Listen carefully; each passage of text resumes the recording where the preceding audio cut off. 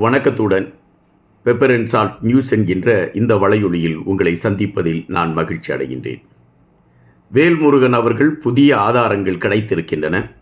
இந்த புதிய ஆதாரங்களை மையப்படுத்தி தமிழக சட்டமன்றத்தில் தமிழர்களுக்கு எதிராக கொடூரங்களை விளைவித்த மஹிந்த ராஜபக்சேயும் கோத்தபய ராஜபக்சேயும் இலங்கை இராணுவத்தையும் குற்றவாளி கூண்டில் நிறுத்த வேண்டும், அதற்கு இந்திய அரசாங்கம் களம் அமைக்க வேண்டும் என்பதை மையப்படுத்திய தீர்மானத்தை கொண்டு வருவார்கள் அல்லது கொண்டு வருவதற்கான ஒரு களம் ஏற்பாடு செய்யப்பட வேண்டும் என்கின்ற ஒரு நிலைப்பாட்டை மையப்படுத்திய கருத்துக்களை எடுத்து வைத்திருக்கிறார்.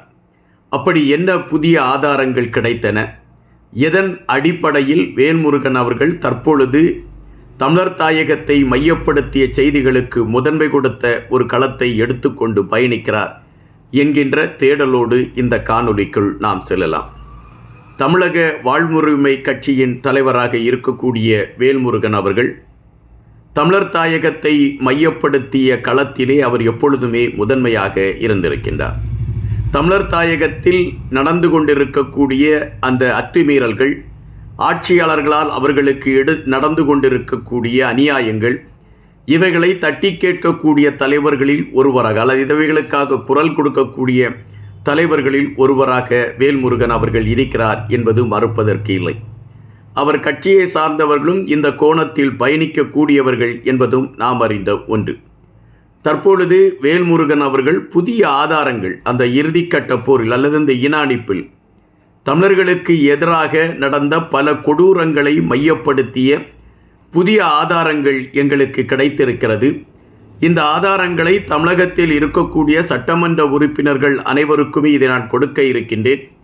அதுபோன்று அந்த ஆதாரங்களை மையப்படுத்தி தமிழக சட்டமன்றத்தில் அந்த தவறு செய்தவர்கள் தண்டிக்கப்பட வேண்டும் என்பதை மையப்படுத்தி ஒரு தீர்மானத்தை கொண்டு வருவதற்கான ஒரு களத்தை எடுப்பதற்கு நான் முயற்சி எடுத்து கொண்டிருக்கின்றேன். அதற்காக தமிழக முதல்வரை சந்தித்து இது குறித்த கருத்துக்களை பதிவிட இருக்கிறேன். தமிழக சட்டமன்றத்தில் ஏகமனதாக அனைத்து கட்சிகளும் ஒருங்கிணைந்து ஒரு தீர்மானத்தை கொண்டு வருவதற்கான களத்தை எடுக்க வேண்டும் என்கின்ற செயல்பாடுகளை மையப்படுத்திய வேகத்தை நான் எடுத்து கொண்டிருக்கிறேன் என்று அவர் குறிப்பிட்டார். இதற்கு முன்பு அம்மையார் ஜெயலலிதா அவர்களுடைய காலத்தில் தமிழக சட்டமன்றத்தில் இலங்கை ஆட்சியாளர்களுக்கு எதிராக தீர்மானம் நிறைவேற்றப்பட்டது நாம் அறிந்த ஒன்று. தற்பொழுது அதுபோன்ற ஒரு தீர்மானம் நிறைவேற்றப்பட வேண்டும், மத்திய அரசுக்கு அழுத்தம் கொடுத்து தமிழர்களுக்கான ஒரு விடிவை கொண்டு வர வேண்டும் என்கின்ற நிலைப்பாட்டில் நான் என்னுடைய பயணத்தை வரையறுத்திருக்கின்றேன். தமிழர் வாழ்வுரிமை கட்சி இதை தொடர்ச்சியாகவே எடுத்துக்கொண்டு இருக்கிறது என்று வேல்முருகன் அவர்கள் கருத்தை பதிவிட்டிருக்கின்றார். இது உண்மையிலே ஒரு ஏற்கக்கூடிய ஒரு கருத்து என்பதை விட தமிழக சட்டமன்றத்தில் இயற்றப்பட்டுகின்ற இந்த தீர்மானத்திற்கு மத்திய அரசு செவிசாய்க்குமா என்கின்ற கேள்வியும் மனதிற்குள் எழும்புகின்றன. இந்த கேள்வியை வைக்கின்ற பொழுது அம்மையார் ஜெயலலிதா காலத்திலே ஜெயலலிதா அவர்களால் நிறைவேற்றப்பட்ட அந்த தீர்மானத்திற்கு மத்திய அரசு செவிசாய்த்திருந்தால் தமிழர்களுக்கு தொடர்ச்சியாக இலங்கையில் நடந்து கொண்டிருக்கக்கூடிய இன்னல்களுக்கு ஒரு விடிவு கிடைத்திருக்கும் என்பது மறுப்பதற்கு இல்லாத ஒரு செய்தி. அம்மையார் ஜெயலலிதா அவர்களால் உருவாக்கப்பட்ட அந்த தீர்மானம், ஏகமனதாக நிறைவேற்றப்பட்ட அந்த தீர்மானமாகத்தான் இருந்ததே தவிர அதற்கு ஒரு விடிவு கிடைக்கவில்லை. இப்பொழுது திராவிட முன்னேற்றக் கழகத்தின் ஏற்பாட்டில் அதுபோன்று ஒரு தீர்மானத்தை உருவாக்கி அதை சட்டமன்றத்தில் நிறைவேற்றி மத்திய அரசுக்கு அந்த தீர்மானத்தை அனுப்பி இலங்கையில் இருக்கக்கூடிய தமிழர்களுக்கான விடியலை மையப்படுத்திய களத்தை எடுக்க வேண்டும், அதுபோல குற்றவாளிகள் தண்டனை அனுபவிக்க வேண்டும், காணாமல் ஆக்கப்பட்ட உறவுகளுடைய நிலை என்ன என்கின்ற விடயங்களை மையப்படுத்திய செய்திகள் வெளியே தெரிய வேண்டும், இதற்கான களங்கள் உருவாக்கப்பட வேண்டும் என்பதை மையப்படுத்திய ஒரு செயல்பாடுகளாக இவைகளை நாம் கொண்டு செல்கிறோம் என்றுதான் வேல்முருகன் அவர்கள் குறிப்பிட்டிருக்கின்றார்.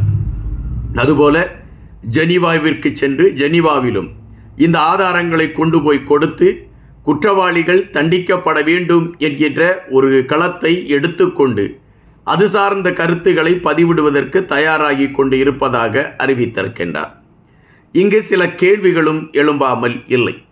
2009ஆம் ஆண்டு தமிழர்களுக்கு எதிரான ஒரு இன அழிப்பை சர்வதேச நாடுகளுடன் ஒத்துழைப்புடன் அரங்கேற்றியது இலங்கை.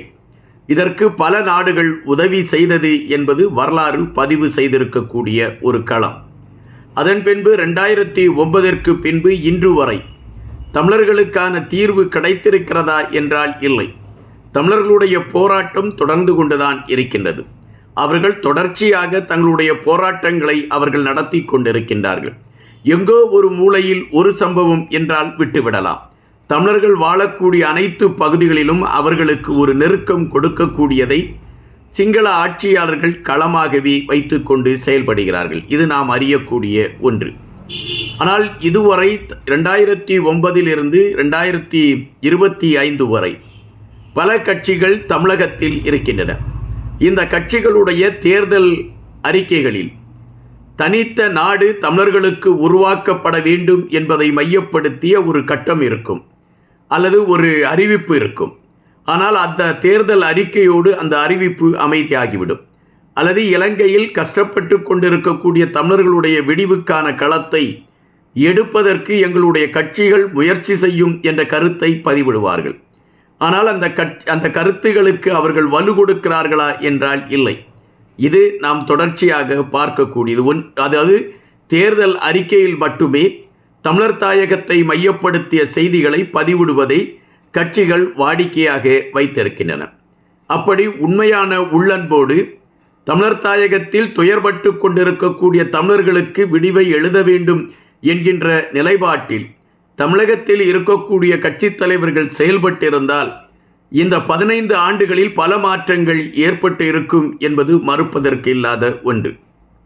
தற்பொழுது இலங்கையின் ஜனாதிபதியாக இருக்கக்கூடிய அனுரா அவர்கள் இந்தியாவிற்கு விஜயம் செய்த அந்த நேரத்தில் கூட தமிழகத்தில் இருக்கக்கூடிய கட்சிகள் ஒருங்கிணைந்து இலங்கையில் தமிழர்களுக்கான தீர்வை உறுதிப்படுத்துவதற்கான ஒரு அழுத்தத்தை அனுரா அவர்களுக்கு கொடுத்து அதற்கான ஒரு முடிவை எட்டுவதற்கான களத்தை மத்திய அரசு எடுக்க வேண்டும் என்கின்ற ஒரு அழுத்தத்தை கொடுத்தார்களா என்றால் இல்லை.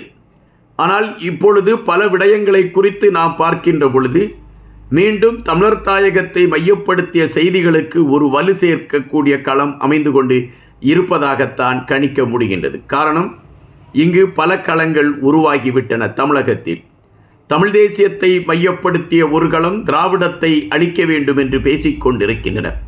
திராவிடத்தை மையப்படுத்திய களம் தமிழ் தேசியத்தை அழிக்க வேண்டும் என்று பேசிக்கொண்டிருக்கின்றது. எனவே இங்கு இருவேறு தளங்கள் உருவாகி கொண்டிருக்கின்றன. இதில் மக்களுடைய வாக்கை யார் கவர்வது என்கின்ற போட்டி நீடித்து கொண்டிருக்கின்றது. இந்த போட்டியை மையப்படுத்தி தமிழர்களை மையப்படுத்திய செய்திகளுக்கு முனைப்பு கொடுக்க வேண்டும் என்கின்ற இக்கட்டு இருபக்கமுமே இருக்கிறது. எனவே அது சார்ந்து அவர்கள் ஏதாவது ஒரு கருத்தை பதிவிட வேண்டியது காலத்தின் கட்டாயமாக இருக்கின்றது. அந்த நிலைப்பாட்டில்தான் தமிழர் நமது தாயக தமிழர்களை மையப்படுத்திய செய்திகளுக்கு ஒரு முனைப்பு கொடுக்கக்கூடிய ஒரு களங்களை இப்பொழுது பலர் எடுக்க ஆரம்பித்திருக்கின்றார்கள். ஆனால் இந்த பட்டியலில் வேல்முருகன் அவர்களை இணைக்க முடியாது. காரணம், வேல்முருகன் அவர்கள் காலாகாலமாக அவர் அரசியல் களத்தில் பதிவாகி பயணித்து கொண்டிருக்கக்கூடிய அத்தனை களங்களிலுமே அவர் ஈழ மக்களை மையப்படுத்திய கருத்துகளுக்கு அவர் முதன்மை கொடுத்து பதிவு செய்து கொண்டுதான் இருக்கிறார். அது நாம் இங்கு எந்த இடத்திலுமே அதை நாம் குறைவாக மதிப்பிட முடியாது. தற்பொழுது உள்ள சூழலில் தமிழக சட்டமன்றத்தை சார்ந்த உறுப்பினர்கள், தமிழக முதலமைச்சர் ஒருங்கிணைந்து இந்த விடயத்தில் ஒரு அதிதீவிர கவனம் செலுத்தி இலங்கையில் தமிழர் தாயகத்தில் மிகவும் இன்னல்களை பட்டுக்கொண்டிருக்கக்கூடிய தமிழர்களுக்கான விடியலுக்கான களம் எது என்பதை உறுதிப்படுத்துவதற்கான முயற்சிகள் எடுக்கப்பட வேண்டும் என்பதுதான் இன்று உருவாகி இருக்கக்கூடிய கருத்து. அதில் வேல்முருகன் அவர்களுக்கு கிடைத்திருக்கக்கூடிய ஆதாரங்கள் அதிர்வலைகளை ஏற்படுத்தக்கூடிய ஆதாரங்கள் என்று அவர் குறிப்பிடுகின்றார். உண்மையிலே அந்த ஆதாரங்கள் அப்படிப்பட்டதாகத்தான் இருக்கும் என்பதும் நாம் அறிந்த ஒன்றுதான். எனவே ஒட்டுமொத்தமாக ஆதாரங்கள் இருக்கிறது ஆட்சியாளர்கள் தமிழர்களுக்கு எதிராக செய்த கொடூரங்களுக்கு. ஆனால் அவர்களுக்கான தண்டனை ஏன் கிடைக்கவில்லை என்பதை குறித்து ஆராய்ந்து அது சார்ந்த களங்களில் முன்னேற வேண்டிய ஒரு கட்டாயம் தமிழகத்தில் இருக்கக்கூடிய தலைவர்களுடைய அந்த ஒற்றுமையில்தான் இருக்கிறது என்பதுதான் நிஜம். நன்றியுடன் இன்பா.